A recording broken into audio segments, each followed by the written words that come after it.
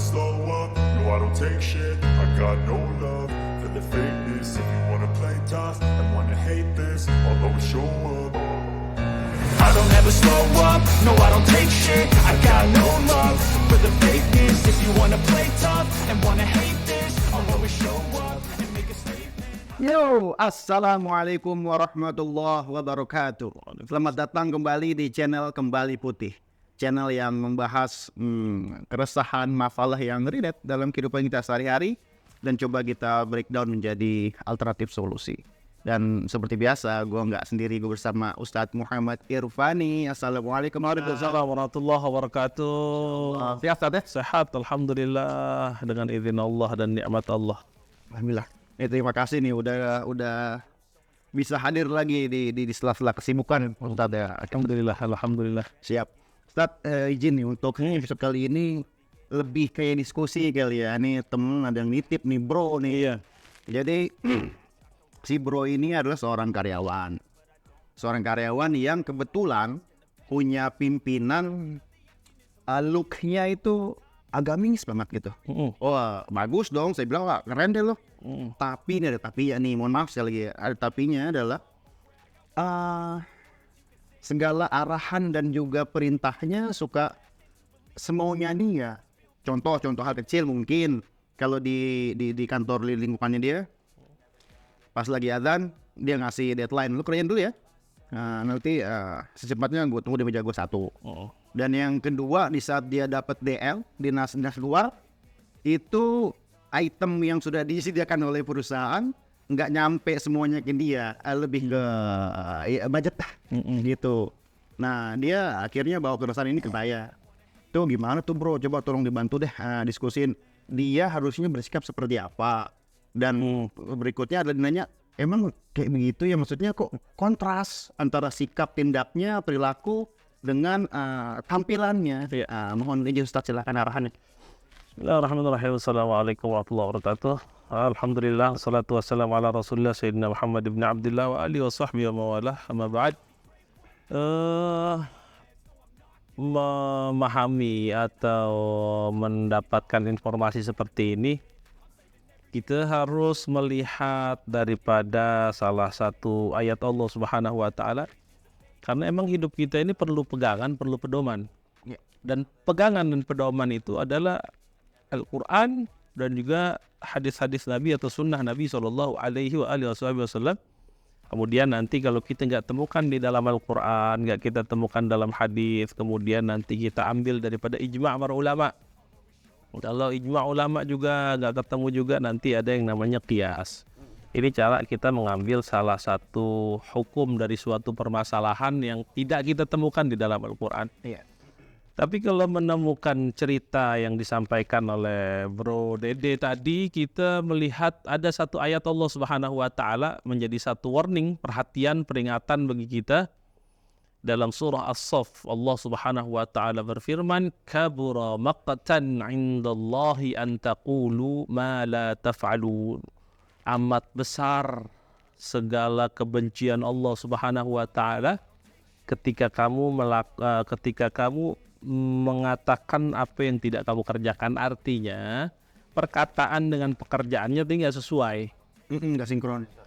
Ini yang dibenci sama Allah Subhanahu wa taala. Orang disuruh untuk ibadah, tapi ketika waktunya ibadah dikasih kerjaan, ini kan gak sinkron. Maka kita harus bertindak tegas bahwasanya itu adalah suatu larangan dari Allah Subhanahu wa taala. Kita mengatakan apa yang gak kita kerjain.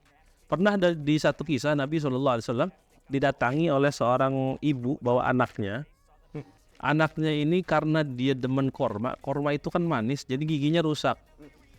Kemudian karena nggak bisa dibilangin sama ibunya, kemudian dibawa sama Nabi. Ya Nabi, ya Rasulullah, coba bilangin anak saya soalnya susah dibilangin berhenti makan korma. Kata Nabi, besok datang lagi ya, jangan sekarang, kata Nabi. Akhirnya besok datang lagi. Baru dinasihatin sama Nabi SAW.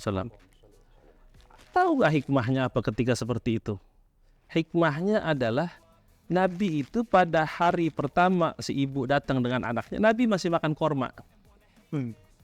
Dan Nabi gak mau nasehatin itu anak, sedangkan Nabi habis makan korma. maka disuruh datang besoknya. Kata Nabi, besok datang ya. Maka ketika disuruh datang besoknya, dari mulai di hari itu Nabi nggak makan korma. Kemudian dinasehati itu anaknya, jangan banyak-banyak makan korma, nanti gigi kamu rusak. Lihat bagaimana Nabi SAW memberikan contoh kepada kita, bahwasanya kalau kita mau memerintahkan atau kita mau memberikan nasihat, yang masuk itu adalah nasihat yang kita kerjakan terlebih dahulu, kemudian baru kita sampaikan ke orang lain. Nah, ini kan menjadi suatu keresahan bagi orang-orang yang perintahkan, cuman yang merintahin kok nggak sesuai kerjaan sama perkataannya, dengan casingnya, dengan pakaiannya. Nah, ini yang kita harus hati-hati, karena nggak sedikit juga orang-orang yang terkadang mereka bersembunyi di balik pakaian-pakaian Islami, mereka bersembunyi di balik tempat-tempat ibadah daripada masjid-masjid. Kita banyak menemukan orang yang datang ke masjid pakai peci, pakai sarung, cuman pulang-pulang bawa motor orang. Buat tromol ya. Datang ke masjid bawa mukena, sholat di tempat perempuan, tapi ngelihat ada handphone tergeletak diambil. Nah, ini namanya tidak mencerminkan perilaku agama Islam. Maka ya hal-hal yang seperti ini harus artinya kita harus bersikap tegas. Maka saran saya untuk si anak buah ini, katakan yang hak itu hak, yang batil itu batil. Jadi benar-benar harus diberikan ya peringatan. Artinya kalau mau kita berikan peringatan, kalau dia mampu dengan dia menggunakan kekuatannya, dia mampu untuk menegur, maka gunakan kekuatannya. Kata Nabi SAW, man ra'a minkum munkaran falyughayyirhu biyadihi, kata Nabi. Barang siapa yang melihat satu kemunkaran, maka kalau bisa dia rubah dengan tangannya. Artinya tangan itu kekuasaan. Sekarang kan pejabat punya kuasa, tanda tangannya itu berlaku. Maka orang-orang yang memiliki kekuatan jabatan, gunakan hal tersebut untuk menindak dan juga mencegah segala kemunkaran. Fa'ilam yastati, kata Nabi, kalau nggak bisa pakai kekuatan, nggak bisa pakai tangan, falyughayyirhu bilisani, maka rubah dengan lisannya, kita dengan cara berbicara. Kalau zaman sekarang bisa dengan WhatsApp, status, dengan apapun itu di media-media sosial yang lainnya. Fa'ilam yastati, kalau nggak bisa juga, fabiqalbih, maka serendah-rendahnya iman itu dengan hatinya saja. Dia nggak demen dengan kerjaan si fulan, dia nggak demen dengan kerjaan atasannya, cukup di dalam hati aja. Kalau nggak berani merubah, artinya kalau beresiko, wah gua kalau ngomong, kalau gua tegur nih bos gua nih, gua kehilangan pekerjaan nih, beresiko artinya. Maka cukup dia membenci di dalam dirinya saja, biar pekerjaan orang, biar dia yang bertanggung jawab, yang penting kita tidak melakukan dan tidak mengambil hak orang lain. Itulah. Wah, ini kan namanya kata Allah juga diingatkan dalam Al-Quran, apa kata Allah, wala talbisul haqqa bil batili wa taktumul haqqa wa antum ta'lamun. Janganlah kamu itu mencampurkan antara sesuatu yang hak dengan yang batil. Mencampurkan sesuatu yang hak, pakaiannya Islam, cuman kerjaannya kerjaan batil.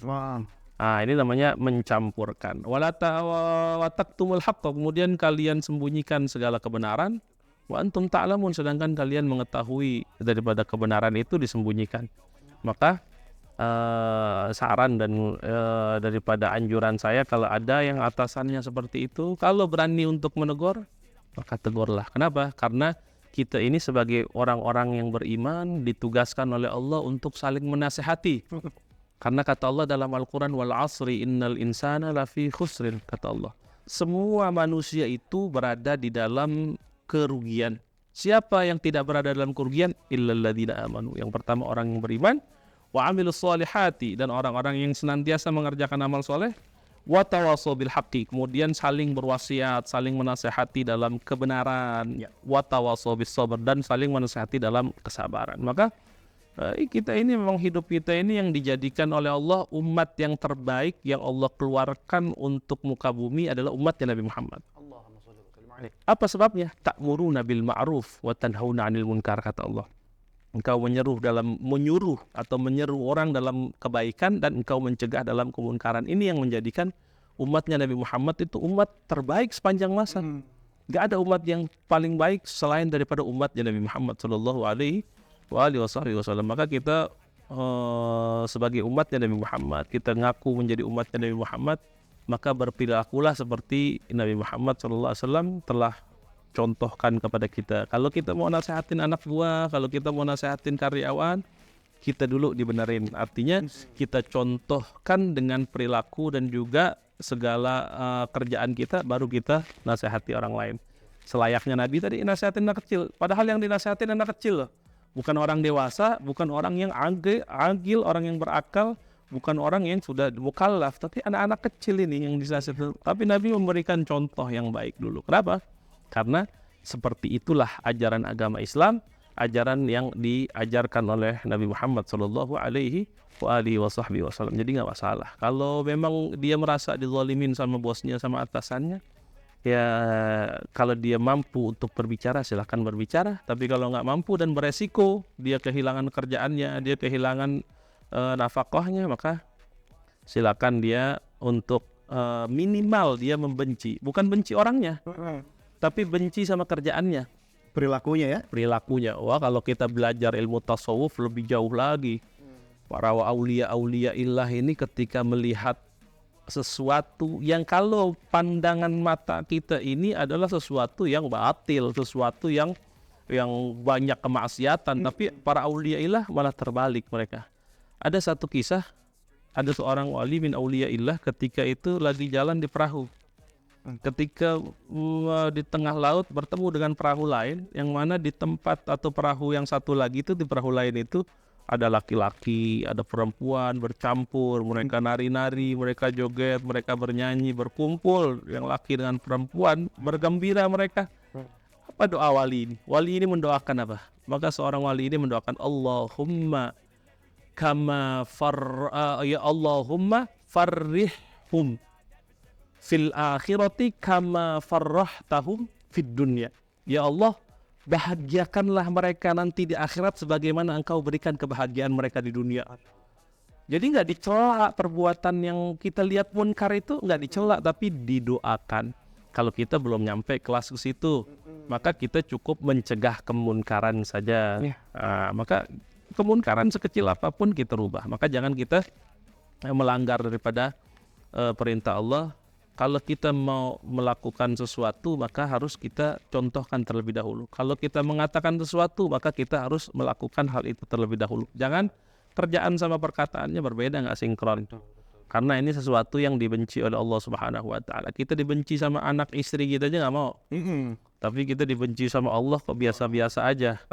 Nah, maka ini harus kita sadari suatu nasihat usikum wa iya nafsi. Saya ngisi podcast ini, saya nyampaikan nasihat-nasihat bukan berarti saya orang yang paling benar. Saya orang yang paling banyak amal solehnya, enggak. Kita sama-sama untuk berusaha menjadi lebih baik lagi. Ya, berusaha menjadi lebih baik karena Allah Subhanahu Wa Taala setiap pagi membuka mata, kita buka mata, itu adalah nikmat dan kesempatan untuk kita bertobat kembali kepada Allah Subhanahu Wa Taala. Maka jangan sia-siakan setiap kita membuka mata, maka kita bersyukur, kita kembali kepada Allah. Mari sama-sama, ayo yang masih jauh sama Allah, ayo dekat. Allah itu Maha Rahman, Maha Rahim. Allah itu Maha mencintai hambanya.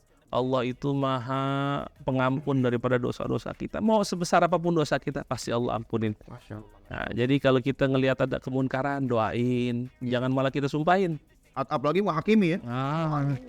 Player sama non-player jadi hakim. Jadi kata Ustadz Pani ini kan melek mata bangun bersyukur. Kita yang melek mata nasi uduk sama gorengannya yang merek bro. Sedap. Ini karena mungkin dari yang tadi dan juga mungkin saya pribadi gitu sebagai orang awam ya yang mau hijrah.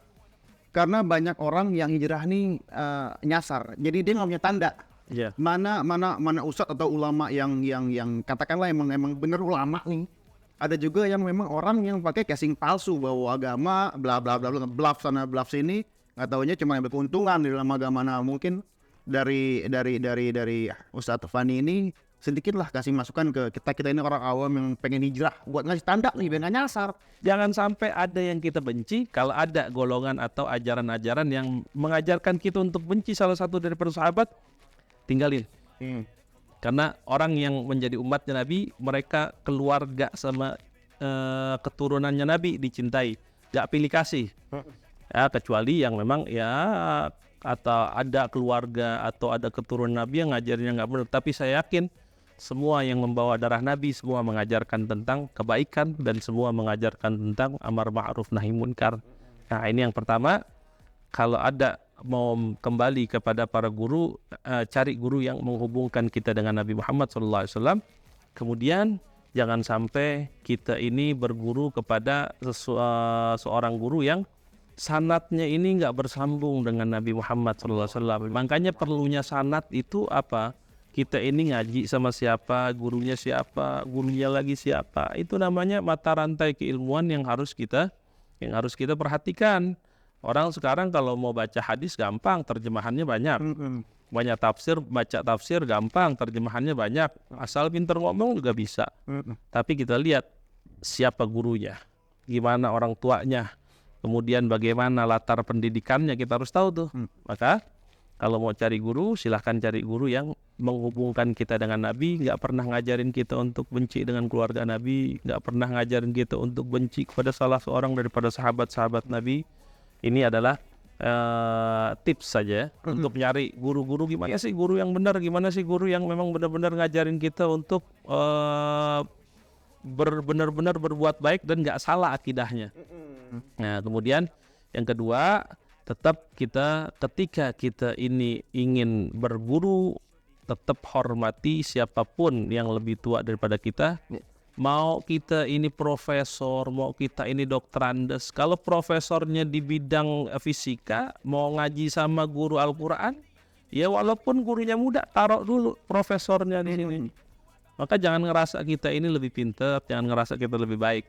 Karena merasa lebih baik itu adalah salah satu di antara hal yang bisa menghancurkan diri kita. Kita merasa lebih baik dari orang lain, kita ngerasa lebih benar daripada orang lain, nggak boleh. Tapi yang diajarkan oleh Nabi, yang diajarkan oleh Allah adalah kita banyak-banyak ngerasa salah, ngerasa bodoh, ngerasa kita ini nggak berilmu. Maka orang yang merasa bodoh, merasa nggak punya ilmu, dia akan haus akan ilmu. Dia ilmu apapun akan dia kejar. Itu. Nah, maka ini intinya, kalau mau nyari guru, jangan kita berguru kepada orang-orang yang memutuskan kita dengan Nabi Muhammad SAW. Jangan sampai mengajarkan kita tentang akidah-akidah yang sesat. Akidah yang sesat contohnya apa? Allah punya tempat. Ini banyak. Allah itu mawjudun bila makan. Allah itu ada tanpa tempat. Kalau ada guru-guru atau ustadz-ustadz, kalangan-kalangan yang mengajarkan bahwasanya Allah itu bersemayam di atas arsy, ada dhalal. Ini sesat. Kenapa? Karena dalam ajaran kita, yaitu tauhid kita al-Asy'ari, adalah Allahu mawjudun bila makan. Allah itu ada tanpa tempat. Jadi nggak boleh kita menempatkan Allah di suatu tempat, dan tidak boleh kita menggambarkan Allah dengan suatu gambaran seperti Allah punya tangan, seperti Allah punya mata. Allah punya mata, tapi Allah itu melihat dengan penglihatannya. Kalau kita bilang Allah punya mata, berarti sama kayak mata kita, beda. Allah itu melihat tapi dengan penglihatannya. Allah itu mendengar tapi dengan pendengarannya. Ya, jangan sampai kita mengartikan Allah tuh punya mata sama kayak kita punya mata. Enggak. Mata kita kalingan tembok, nggak kelihatan. Tapi kalau mata Allah, penglihatan Allah itu adalah penglihatan yang tiada batas. Siapapun bisa dilihat sama Allah Subhanahu wa taala. Siapapun bisa didengar oleh Allah Subhanahu wa taala. Kenapa? Karena Allah itu laisa kamitslihi syai'un. Allah itu enggak ada yang menyerupai daripada makhluknya. Allah itu tidak serupa dengan makhluknya. Nah, ini yang kedua. Jangan sampai ada kita belajar kepada guru-guru atau asatid yang ngajarin kita untuk mentasbih Allah, membuat bentuk dengan Allah Subhanahu wa taala. Jauhkan ini, karena ini adalah ajaran-ajaran yang merusak daripada akidah kita. Jadi itu aja. Gitu ya. Ustadz, nih ada air ya. Mungkin sedikit ajarinlah ke kita orang awam gimana cara minumnya Rasul. Oh, na'am. Cara minumnya Nabi Muhammad SAW.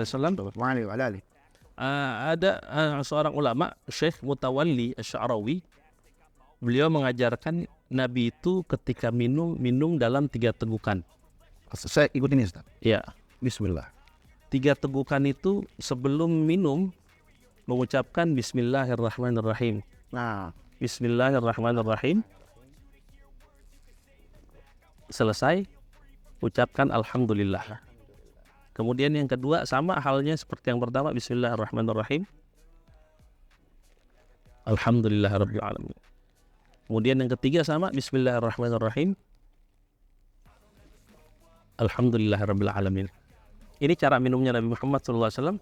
Bahkan dikatakan oleh Syekh Mutawalli Asy'arawi, selama kita minum dengan cara minumnya Nabi Muhammad SAW, dirinya, tubuhnya itu dijaga daripada kemaksiatan. Selama air yang dia minum itu dengan cara Nabi masih ada dalam tubuhnya. Itu adalah salah satu hikmah daripada sunnahnya Nabi. Dan kalau minum, makan, jangan berdiri. Ini anjuran Nabi. La yashrabanna ahadukum qa'iman. Jangan sekali-kali salah seorang di antara kalian itu minum dengan berdiri. Ini bukan suatu larangan, sebenarnya anjuran saja. Karena menurut penelitian daripada ilmu kedokteran, beda tuh ketika kita minum dengan berdiri sama duduk beda. Ketika kita makan dan minum dengan berdiri dan duduk itu beda. Pencernaannya berbeda. Itu hikmahnya ada. Kemudian gunakan tangan kanan. Ini kalau kita kadang-kadang makan minum pakai tangan kiri. Kenapa?